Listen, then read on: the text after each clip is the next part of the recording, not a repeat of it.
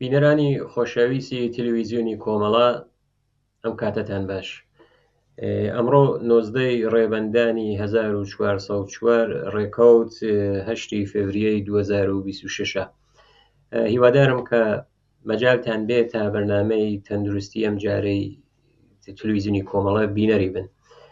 بەڕێزان، هەروەکە وتم 8 مانگی 2 تقریبەن ڕۆژی سێەمی ئەم مانگە، یانە 5 ڕۆژ پێش ئیستا، زانکۆی هاروارد توێژینەوەیکی تازەیان کردبوو. ئەلبەتە توێژینەوەکە پێشتریش ئەنجامیاندا بوو، بەڵام ئەم توێژینەوە هەم کەڵکیان وەرگرت لە ئاڵەت و دەستگاگەرێکی زۆرتر، یا بڵێن کارگاگەرێکی تایبەتیان بۆی دروست کرد کە ژیری دەستکرد بە تایبەت دەور و نەخشی هاتیە و نەتیجەی متاڵعاتەکەی خۆیاندا دەرەوە. یعنی ئەو متاڵعاتێکی تازەیە کە ئەوەی کە خۆیان شارەیان پێکردووە چارەسەر بە خانە، یانێ چارەسەر بە سلوولە، کە ئەمە ئاوێتەکردنی زیندەزانی و ژیری دەستکردە، یانێ بە زیشناسی و هۆش مەسنوعی توانیویانە ئەو تاقیقاتە کە بۆ یەکەم جارە لە هۆش مەسنوعی بە شێوەیەکی تر، یانە بە شێوەیەکی ئازمایشگایی، پێشتریش کە حتمما من عەرز خزمەتتان ئەکەم لەو راپۆرتە داویانە لە هۆش مەسنوعی چەندین ساڵە، زیاتر لە 10 ساڵە کەڵک وەرەگرن، بەڵام ئەم جارە بە وسعەتێکی زۆرتر، دیارە مەخارەجێکی زۆرتریش ئەم ئازمایشیانە کردووە. پێش ئەوەی کە بڕۆینە سەر بابەتی بەرنامەکەمان، من پێم خۆش بوو زانکۆی هاروارد یەکێک لەو زانکۆ گەرەسە کە بۆ بەشەریەت زەحماتێکی زۆری کێشاوە، یانێ بۆ سڵامەتی تەندروستی بەشەریەت، دیارە بەشکەرێکی جۆرا و جۆر هەن لەم زانکۆوە، بەتایبەت ئەو بەشە پزیشکیە بەناوبانگە لە سەدحی جیهانە. دیارە هەم ئەو تاقیقاتەی کە ئەیکات بۆ سڵامەتی ئینسانەکان، بۆ زیادکردنی ئەو زانستی بەشەری، بۆ ئەوەی کە فایق بێ بەسەر نەخۆشیەکانە، کولەن لەسەر علومی پزیشکیە. هاروارد یەکێک لەو زانکۆ گەرەسە کە بەناوبانگە، بەتایبەت ئەو تاقیقاتیش کە ئەیکا.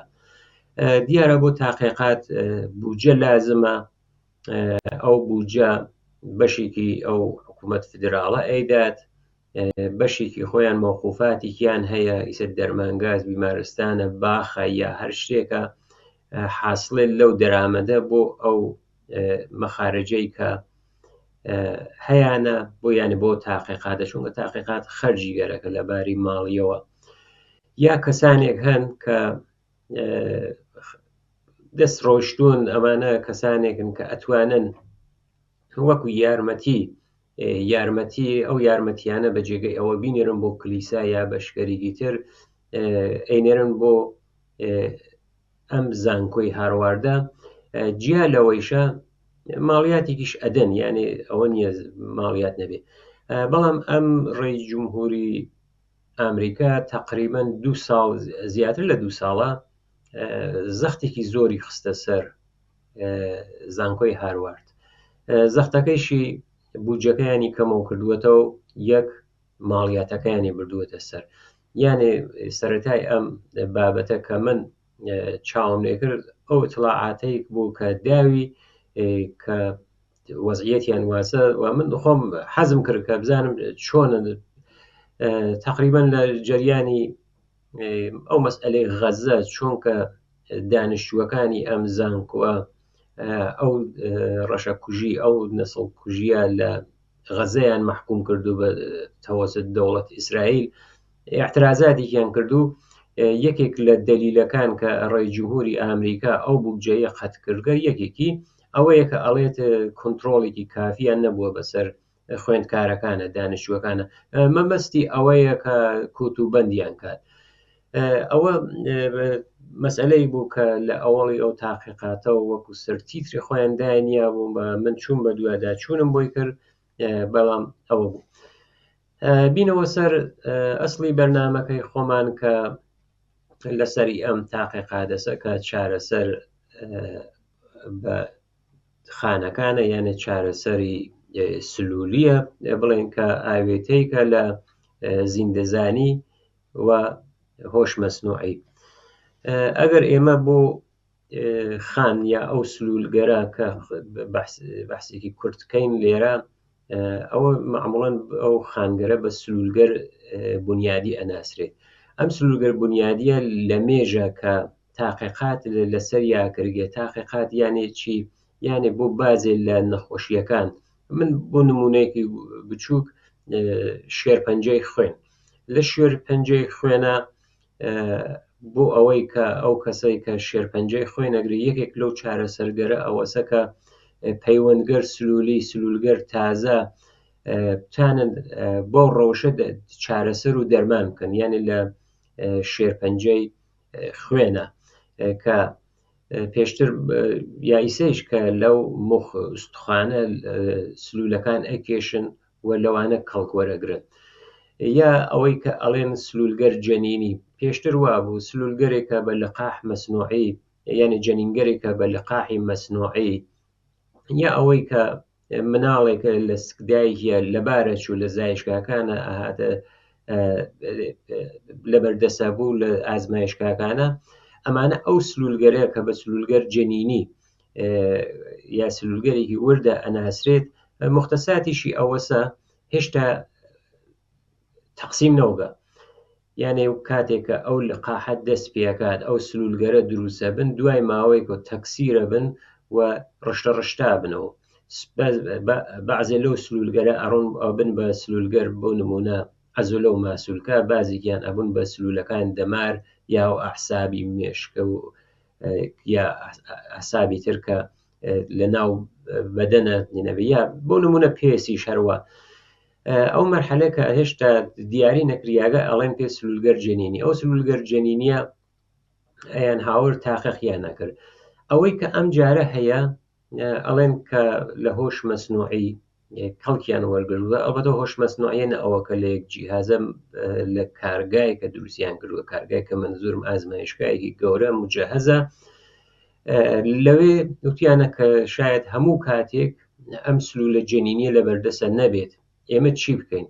ئەوە یەکە نمونە بەرداریەکەن سلولەکە با سلولێکی باڵغیش بێت لە مرۆڤە دەری تێرن و ئەو سلولگەرە بتوانن شێوەی تەکسیریان زۆرکردنیان بە شێوەی بێت کە ئەو ساختمان و ساختار سلولی خۆیان نەشێوگێت.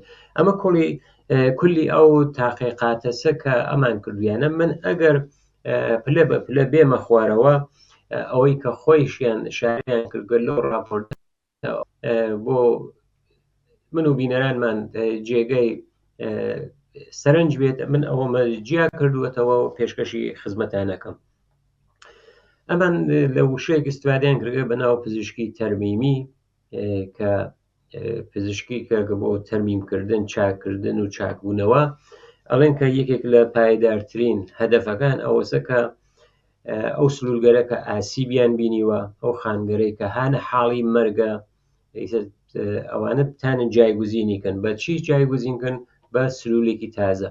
یعنی ئەگەر لە ڕەواڵی نەخۆشیکە بۆ نمونە لە سەرەتانی خوێنە سلولێک خەریکە ئەمرێت یا لە ناو چووگە یا ئەوەی کە ئاسیبی بینیوە، بتوانن جێگیرێکی بۆ دروستکەن کە ئەو جێگرە کە هەر سلولێکە، بەڵام سلولەکە هەم سالم بێت هەم تازەیش بێت.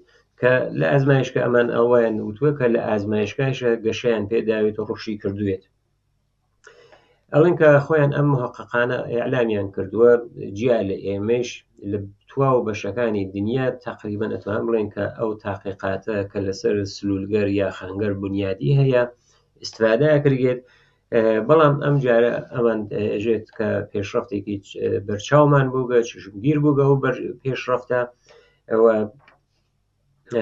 بینویانە کە ئەتوانن لە ئازمایشگایشە ئەو ئەقداماتە لە ئایندە و ئیسێشە یان ئەنجامیان داوە مشکڵاتێکا لەسەر ڕێگەیانە لە داهاتوویشە بتوانن ئەو سلولگەر بنیادیە بۆ ئەوەی کە ببن بە عەزولە، بە عەسەب یا باقی سلولگەر تایبەتی و تەخەسوسی کەڵکی لێوەربەرگیر بێت.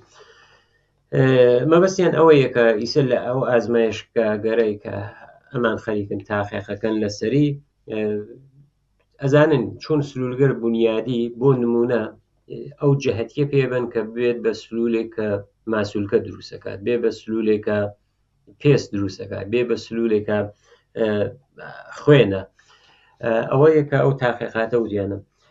هەدەفیان چییە؟ یانە دوو ئەسڵیان داناوە کە هەدەف چییە ئەمە یانە کردووە یەکێک بۆ ئەوەی کە بافتێک ئەگەر ئاسیبی بینیەوە تەرمیمی بکەنەوە، بۆ نمونە ئەتوانێت نەخۆشیت بێت، بۆ نمونە جگەر، ئەگەر جگەر شوێنێت تەرمیم کردێتەوە ئەڵبەتە جگەر خۆی یەکێک لەو بافتکەرەسە کە ئەگەر بەشێکیشی لە ناوچی ئەو بەشەکەی تر توانێت جوبرانی کاتەوە. من وەکو مثال ئەرز خزمەتانم کرد، یەکێکیشی یانە دوومین هەدەف ئەوەیە کە ئەو پێشڕەفتی نەخۆشیە کەمەوە بکەنەوە، بەری پێ بگیرگێت. ئەگەر نەخۆشی کەسێک دەستنیشان کرا، ئەو توانێت ئەم سلوولگە جایگوزینگەرە، ئەم سلوولگەرەی کە دروست کراون لە ئازمایشگا بەری پێ بگرێت، پێشڕەفت ئەو نەخۆشیە کەمەوە کاتەوە لە لەشە. ئەوە دوودانە هەدەفە، یەکێک تەرمین، دوو بەرگردن یا کەمکردن سرعەتی نەخۆشی لە لەشە.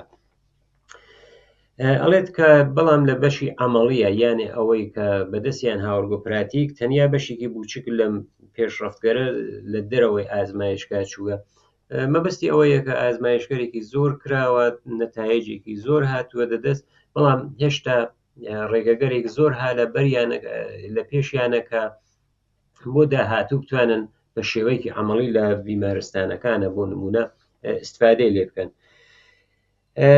مشکڵاتێکە هەیەە لەم بابەتەوە، یانێ ئەو پرۆسەی کە ئەمان ئەو سلوولگەریانە دروست کردگە، وتیانەکە کاتێکە ئەو سلوولە دروستە بێت یا باڵغە بێت، یعنی لەو حاڵەتە جەنینیە باڵغە بێت، ئەمانە وڵامە دەنەوە. بەچی وڵامە دەبنەوە؟ بە سیگنالگەرێکی کیمیایی، بە سیگنالگەرێکی کیمیایی جواب بدەنەوە کە ئەو سیگنالگەرە کە شیمیاییشە پیان ئێژێ کە مەسەڵەن ببن بە چی؟ یعنی ببن بە خانی عەزولا، ببن بە خانی خوێن، ببن بە سلوولی پێس بۆ نمونە، ئەو سیگناڵە شیمیاییگەرە هەیە. ئەڵێت بەڵام مشکڵەکە ها لە ئەو سیگنالگەرە کە هەم کاتەکەی ئەبێ مناسب بێت و هەم لەحزەیەکی مناسبە بێت. دیارە ئەو سیگناڵە شیمیاییگەرە ئەتوانێت مشکڵاتیان بۆ نەزە ئەڵێت کە اشتباهێکی بچووک کە لەو پرۆسەتێتە بەرەوە ئەوەسەکە ئەوەی کە ئەمان پێویستیانە، بۆ نمونە سیگناڵێکی شیمیایی تایبەتیان دیاری کردووە، ماوەیەک باشە ڕواتە پێشەوە، دوای ماوەیەکە لەو پرۆسە منحرەفەوێ، یانێ بۆ نمونە ئەگەر ئەو سلوولە گەرەیانە ببێ بە سلوولێکی خوێنی منحرەفە بێت، نابێ بە سلوولێکی خوێنی. تویانە ئەمە یەکێک لەو مشکڵاتە گەورە بوو کە لەو پرۆسە کە تێتە دەسمان، یعنی ماوەیەکی زۆرەوات وەختێکی زۆری لیان بردووە. ئەو یەکێک لەو مشکڵاتەسەکە ئەمان بە ناچار پەنایان بردووە کە بتوانن بۆ مشکڵە غەڵەبە بکەن، فایق بن بەسەری ئەوەیە کە پەنا ببن بە هۆش مەسنوعی و ئەو تاقیقیانە ئەو چاڵشەی کە هاتووەتە ڕێگەیان لای بن. بۆ ئەم کارە بۆ هۆش مەسنوعیش دیارە ئازمایشگا و کارگاگەرێکی گەورە و مجهزیان گەرەک بوو بە خۆیان وتویانەکە زیشناسی یا ئەو زیندەوەرزانیە زانستە کامڵەکەی هەیە، ئێمە ئەمێنێت بۆ ئەو محاسبات و تاقیقاتە کە ئەوە هۆشی دەستکرد، بەڵام هۆشی دەستکردێک کە تەجهیزاتی ئەوێت، ئەوەیە کە بودجەیەکی زۆر، یانێ دوو بەرابەر یا چەند بەرابەر ئەو بودجە کە تاخان کراوە لە بەشی زیندە زانیەکەی، چەند بەرابەر ئەو بودجە لە بەشی ئەم دروستکردنی ئەم کارگا سەرف کراوە. یەکێک لەو کەسانەیە کە مامۆستای زیندەزانیە هەر لە هارواردا بەناو ئالن کلاین کە لەم راپۆرتە ئەڵێت بۆ زۆرێک لە دەرمانگەر خان ینی خانەی زیندەوەرزانی کاریگەرە، بەڵام نەبۆ ئەندازەیە کە بە قووەت بێت، یانێ بۆ ئەنازەیە کە بەکارمان بردوێت. مەبەستی ئەوەیە چونکە لە یەک مۆردە بەتایبەت لەو سەرەتانە خۆێنە ئەم مۆردە زۆرتر بەکارەوەن، ئەو پەیوەند ئوستوخانی پێڵێن لەو بەشە، ئەوەیە کە ئەمان مەبەستی ئەوەیە کە ئەبێت بۆ باخی ڕشتەکانتر گەشەی پێبێن و پەرەی پێبن. ئێوە توانن بۆ جارێک سلوگەر مناسب بەدەست بێنن، بەڵام بۆ تەکسیرکردنی ئەوە لە قیاسگەرێکی گەورەتردا مشکڵاتێکە ها لە پێشە. کاتێککە تەکسیریەکەنەوە ئەوەی ئەو سیگنالگەر شیمیاییەکە من شارەم پێکرد، ئەو سیگنالگەرە مشکڵاتێکیان بۆ دروستەکات، ئەڵێت کاتێککە گەرەکمانە تەکسیریان کەین و زیایان کەینەوە ئەو مشکڵاتە تێتە پێشەوە. بەڵام ئەوان وتیانە چرخە مەعیوبەکە مەجبور بوو گیر کە بە هۆشی مەسنوعی چارەسەری بکەین کە ئەو هۆش مەسنوعیشە ئەو کارگە ئەو تەجیزاتەسە وتیانە دەیان ساڵەکە لە هۆشی مەسنوعی ئێمە یارمەتی وەرەگرین کە ناوی سۆمیتە، یعنی پێشتریش لەم وەسایلگەر بەڵام سۆک و سادە لە هۆش مەسنوعی کەڵکیان وەرگرتووە، بەڵام ئەم جارە زۆرێک لەو تاقیقاتە لە کارگا یا لە ئازمایشگا باشترە بڵین لە ئازمایشگا ئەنجام بدراوە. ئەگەر من بۆ بینەرانی خۆشەویستمان دیارە تقریبن حەدسم لێدا لە شوێنێکە من ئامارەکەم نووسی بوو بە هەڵە شتبا وتم 2 بەرابەر یا 3 بەرابەر زۆرتر لەوەسە، یعنی ئەو بوجە ئەوەڵیە کە 104 دانە پرۆژە بووگە 7 ملیۆن دلار بوجێ ئەوەڵیان بۆی تەرخان کردووە، بەڵام 349 ملیۆن دلار لە 11 جێگەی تر بۆ ئەو کارگە کە دیارت ناو چەندانە شرکەتی نووسیوە. مەبەستم ئەوەیە کە کارگاکە ئەو بوجەیە بۆ کە ئەو ئازمایشگا تەرخانکراوە زۆر لەسەرەوە، یعنی بۆ حسابە ئەبێتە 15 ئەوەندە یا زیاتریش لەو بوجەیە کە لە بەشی زیندەزانیەکەیە. دیارە تاجیزاتێکی زۆرتریان دروست کردووە، کاڵکوەرگرتن لە ئەشعە محاسبات بوشکترین چێت لە کوڕێ عەرزە تایم بڵێن کە هەر ئەو سلولیا ئەو خانگەرەسە کە هەن ئەمان لەسەر ئەوە خەریکن تاقیقەکەن، دیارە بە معیارگەرێکی ملیاردی ئەوەیە کە چۆن تەکسیری شەبنەوە 1 دانە ئەبێ بە 2 دانە 2 دانە ئەبێ بە ئەو ڕشتە ئەو تەکسیر سلولیە کە واقعاً ئەوانە خۆی لە بەشی زیندەزانیە هەیە. یەکێکی تر لەو کەسانە کە خۆی مدیری ئیجراییە بەناو مارک نامچۆک، ئەویش واڵێژێ کە هەدەف ئەوەیە کە مردم پرسیار بکەن کە ئایا ئەم علمە توانێت لە باقی جۆرەکانی تری دەرمان و چارەسەر بەکار بێت یانە. هەروەوتم کە 1-2 جۆر هەیە کە ئیسە 100% بوو گەسەوە بەکارتێت ئەم کەڵکوەرگرتن لە سلولگەر بنیادی. ئەڵێت کە مردم هەدەفیانەوەزە کە ئایا بۆ نەخۆشینگەرتر بەکارتێ، بۆ نمونە بۆ نەخۆشی دیابێت یا ئەو شەکرە ئەو مەرەسقەنە، یەکێک لە هەدەفەکان ئەوەسە لە داهاتووە بتوانرێت دەرمان بە سلولگەر بنیادی بکردی، یانە بە جێگەی ئەوەی کە چارەسەرەکە بە دەرمان بێت بە ئانسولین بێت، توانن لە سلولگەر بنیادی کەڵک وەربگرن تا ئانسولینێکی لازم و کافی بۆ شکاندن و سوزاندنی قەند لە لەشە دروست بێت. ئەم تاقیقاتە ئەم کەسانێک کە تاقیقەکەیان کردووە تقریبا وتیانە کە عەسەبی مایچە و مۆرەکان ئەو خانگەرە ئەو سلولگەر عەسەبیە مایچە و مۆرەکان ئەوانە زۆرترین تاقیقات یان لەسەرە کردووە، بەتایبەت لەم پرۆسەیشە سلول تراپیە یعنی دروستکردنی سلولە، هەم ئەو سلولە بتوانی نگابێری، هەم ئەوەی کە بتوانی گەشەی پێبیت و تەقسیم سلولیشی بکەیت. تەقسیم سلولیەکەیشی ئەوە بێت کە لە تواوی ئەو پرۆسە گشتی یەک شکڵ بێت. دیارە ئەو پرۆسە درێژخایەن بووگە، چەندین جار چووگە بەرەوە شکستی خواردووە، دیسانەوە ماندوو دەبن. بۆ نمونە یەکێکی تر لەو کەسانەکە لەم تیمە تاقیقیە بووگە پۆرکیە ناوی، ئەڵێت کە ئەگەر بزانرێت کە بافکەر لە پرۆسەی گەشەکردندا چۆن شکڵەگرن، ئەتوانێت لە ئازمایشگاکان ئەو فەرایندە باستەولید بکرێتەوە. یعنی ئەگەر بافتێ چۆن دروستەبێت، بۆ نمونە مایچەی کە دروستەبێت ئەوڵ خۆی مایچە نییە، ئەو سلولگەرەسە کە بە سلولگەر مایچە کووە بنەوە یەواش یەواش ئەو گۆشتە دروست ئەەکەن، بۆ ئەوەی لە ئاخرە بزانین کەم سلولگەرە لە نهایەت ئەتوانێت لە نەزەر دەرمانی و مفید بێ. ئەوێت کە ئەوە هەدەفی ئەسڵی ئێمەسکە ئەوە کە مەسەڵەن بۆ نمونەگەرێکیان بێ مایچە دروستکەن زان مایچە چۆن دروستە بێت ئەڵێن کە هەدفمان ئەوەسە ئەو سلولگەرە کە ئێمە لە ئازمایشگاکانە بەدەستیان تێرین بۆ دەرمان بەکار ببرگێ.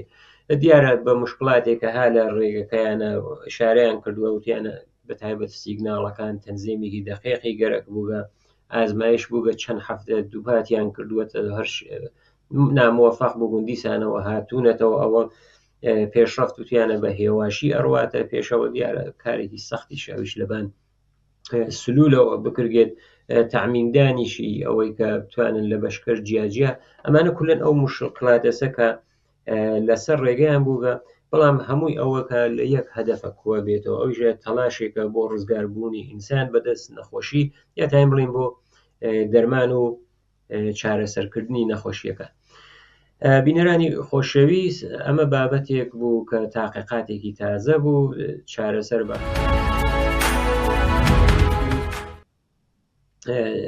بابەتێک بوو لەسەر چارەسەرکردن بە خانەکان کە ئاوێتەیەکە لە زیندەزانی و ژیری دەستکرد. هیوادارم کە جێگەی ڕەزامەندی هەموو لایەکتان بووبێت لەلایەن خۆم و باقی هاوکارانم ژیانێکی پڕ لە شادی و خۆشیت بۆ ئێوە ئاواتمانە.